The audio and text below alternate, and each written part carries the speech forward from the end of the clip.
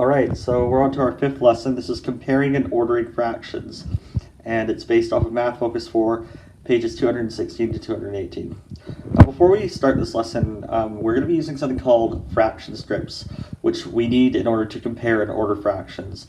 Fraction strips are on a sheet, like so, which I have attached in the email and on Microsoft Teams as a scan. And what you can do is you color these strips different colors, so like red, green, blue, whatever, and then you want to cut the pieces out. So this would be one strip here, and it would look like this. That's upside down, but yeah. Okay, and then at the end you should have, all these pieces. That is time consuming, however, and there's also an interactive tool online at toytheater.com/fraction strips. You can use that if you don't have a printer, A, and B, if you want to save some time to use fraction strips to compare. So let's get started. All right, so it says Tian, Olivia, and Annie are racing on a track. Tian is 1/4 of the way. Olivia is 1/3 of the way. Annie is 1/6 of the way. Who is winning the race, Tian, Olivia, or Annie? What I'm going to do first is take my whole fraction strip. And this is going to represent the racetrack. So I put it right here, and I draw it in. So there's my racetrack. Okay? Then what it tells me is Tian is 1/4 of the way. So I grab a 1/4 fraction strip, and I put it down here like so. And that represents the distance that Tian has gone on the track. So basically this is the start. She's right here. Okay, and then it tells me that Olivia is 1/3 of the way. So I take my 1/3 and put it right here. So you can see that she's ahead of Tian slightly. And then Annie is 1/6 of the way. So I take my 1/6 fraction strip and I put it here. Now as you can see, this is me comparing fractions with fraction strips. So here's Tian on the racetrack. Here's Olivia. And here's Annie. So who's winning the race? Well, right now, Olivia is winning the race because she's further along the track than anyone else. The book also asks which is more, 1/3 or 1/4. And if you take your 1/4 and you compare it to your 1/3, you realize that 1/3 is greater than 1/4. Another question the book asks is, when you compare two fractions that have 1 in the numerator, how can you tell which fraction is greater? Well, if the numerator of two fractions is the same, meaning the number on top is the same, the greater fraction will have a smaller difference between its denominator and numerator. And what I mean by that is this. Here's 1/3 and here's 1/4.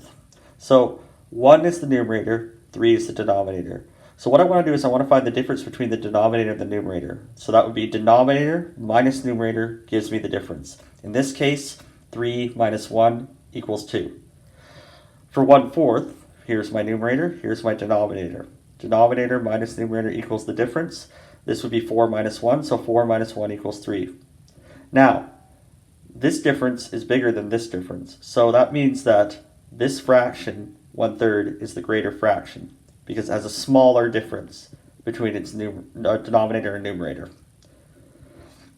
So if we look at these other ones, let's compare 2/3, 2/4, and 2/6.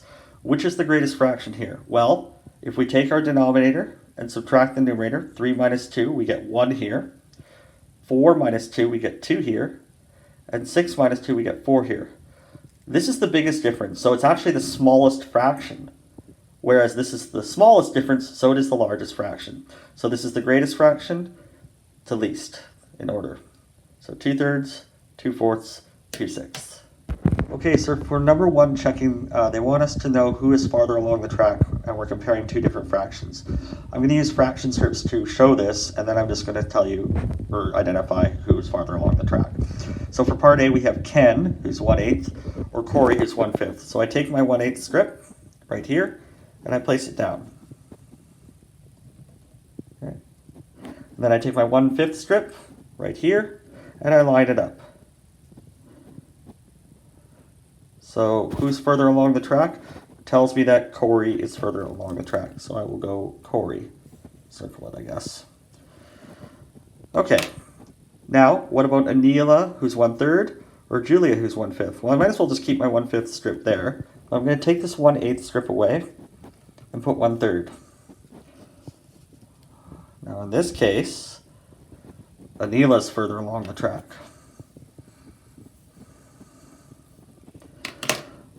Lastly, it asks us Lang, who's 4/5 along the track, or Alex, who's 4/8. Now this is where we're going to have to use multiple fraction strips, actually.